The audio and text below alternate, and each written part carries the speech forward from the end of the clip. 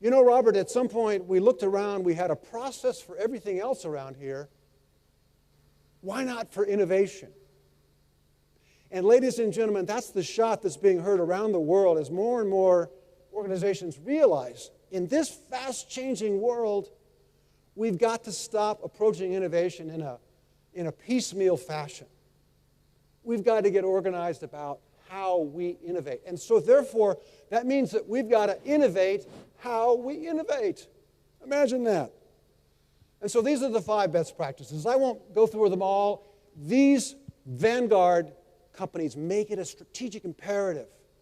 They manage ideas as assets. Those of you in mining probably think of your assets as your minds, your equipment, perhaps your people, hopefully.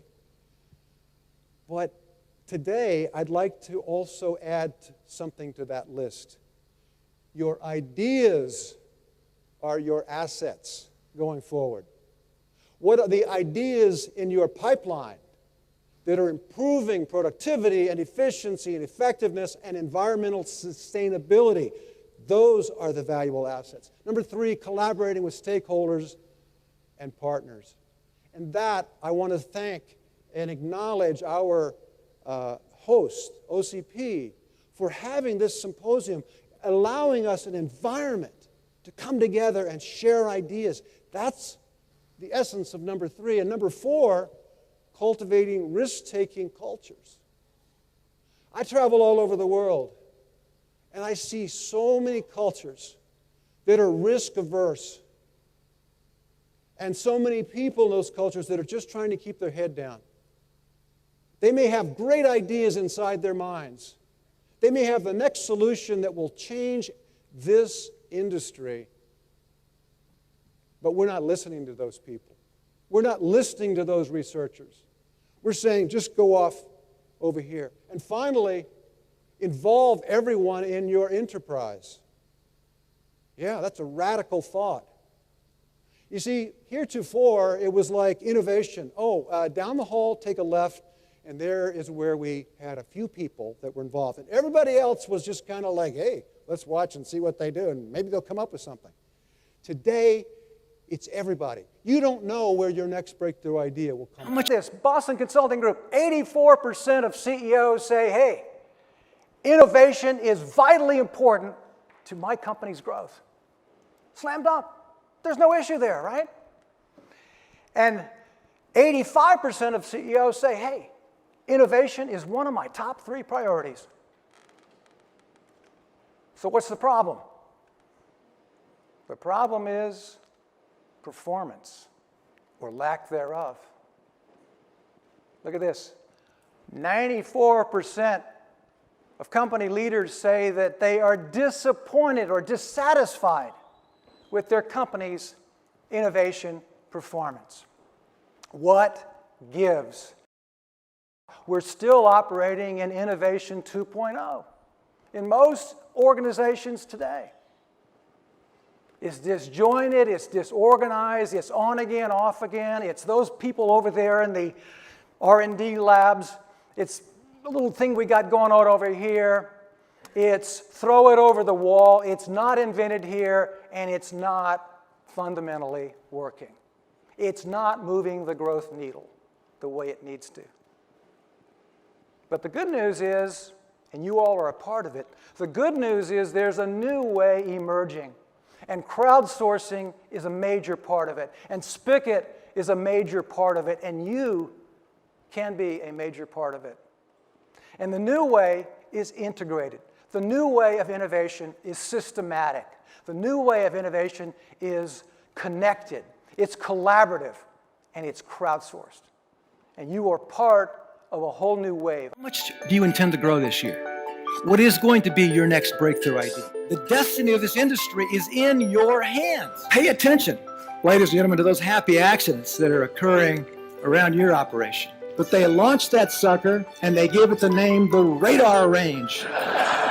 Make innovation everybody's business. Not just people in R&D, not just people in the head shed, everybody. Because you never know where your next breakthrough idea is going to come from. Hello, I'm Robert Tucker, futurist and innovation expert. All too often these days, we're hearing disrupted companies say things like, "We just didn't see it coming," or "We saw it coming, but we didn't respond." And then there's this other set of companies that are jet skiing on the blue oceans of tomorrow. What do? What makes those guys so smart? Well, they spotted a trend early and took action, and you can too. I want to share with you a tool we've developed called Trend-Driven Innovation. It's a 6-step process you can use to keep from being blindsided by change. Take a look. Number 1, identify. Identify the trends, the technologies, the disruptions coming at you on a continuing basis. Innovators are trend trackers par excellence. They take in more information. They read voraciously. They ask lots of questions. They assault assumptions. Clearly, technology is the driver today, but it's not the whole story. So track consumer trends as well, social trends, global trends, economic trends, political trends. And number 2, project ahead. 3, 5, and 10 years out. Where is this trend or this technology most likely to go? If it's a demographic trend, like the rise of millennials, for example, this generation will be 10 years older, in their prime earning and spending years. If it's a technology trend, apply Moore's Law, which holds that computing power doubles every 2 years. Technology trends are now happening at an exponential rate, so take this into account as you project out ahead. And number 3, think about the big picture impacts. The impacts of the trend, the technology, the disruption. Ask yourself, who's going to be affected here? Who's going to win? Who's possibly going to lose? Take driverless cars, for example. 5 years ago, where were they? Now, they're a dead certainty. In fact, early versions are already here. So what's the impact going to be? If you've got young children, they may never need a driver license. And millennials, young people, may choose not to ever own a car. They'll order a ride with their phone and win it if they need one. And how about auto insurance companies? With fewer and fewer claims, what happens to them? And what will our roads and transportation systems need to do differently? So think first, big picture. And number 4, do a SWOT analysis. Strengths, weaknesses, opportunities, and threats. Let's say you're a manufacturer and you're seeing the advance of 3D printing. Do a SWOT analysis and look at how this new way of making things will impact you and your business. Is it going to be a strength, a weakness, an opportunity, or a threat? And number 5, benchmark early responses to the trend. In today's wired world, the minute you identify something, somebody, somewhere, maybe right in your backyard, is probably already doing something with it, and you need to know about it. And finally, number 6, embrace what I call the opportunity mindset. Lay out your findings on the table, and then get the creative juices flowing. Challenge yourself with a series of questions. How might we capitalize on this trend? How can we add value to our customer? And if it's a disruption bearing down on you, the question might be, how can we take these lemons and make lemonade? In today's world, it's all too easy to get blindsided by change. But by incorporating this 6-step formula into your approach, you can profit with the best of it.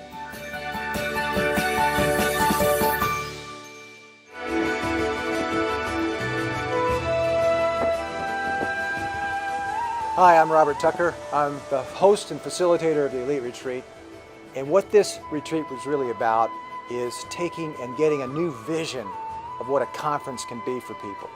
Why this is so successful was because of the experience that Robert was giving us here.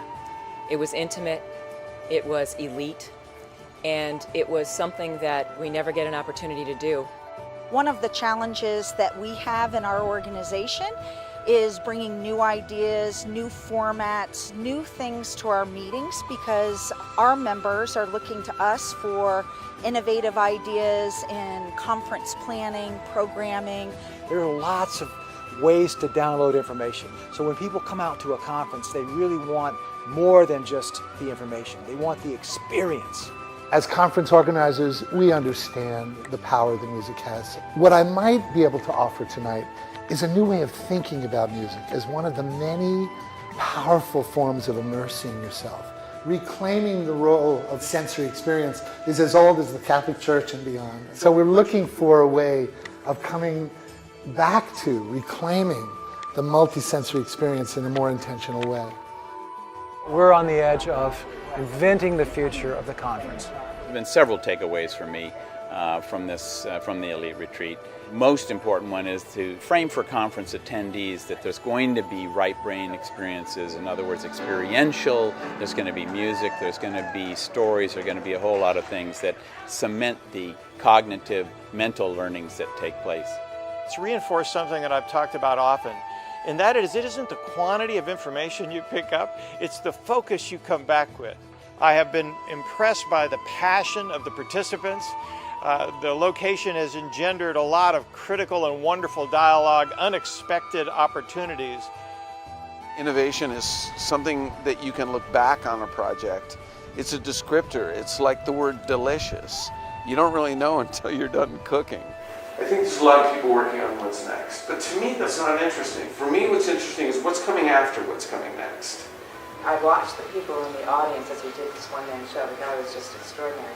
Sometimes it's music, it's art, it's drama, it's doing the things that allow us to experience things differently. You know, doing things like inviting young folks to weigh in and shake it up, change the culture, and don't let it calcify. The whole experience, I think, lended itself to a great learning. You had a nice mix of elite conference planning people plus some key outside speakers who added a lot of extra dimension, I thought. I now have a wonderful peer group, and I know we will stay connected after this fantastic experience. I would welcome you at any of our meetings, and I would like to come to yours. When we were saying goodbye, I realized I got emotional.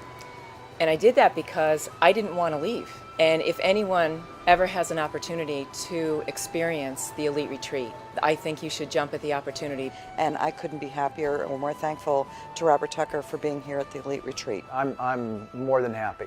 I've served. Thank you.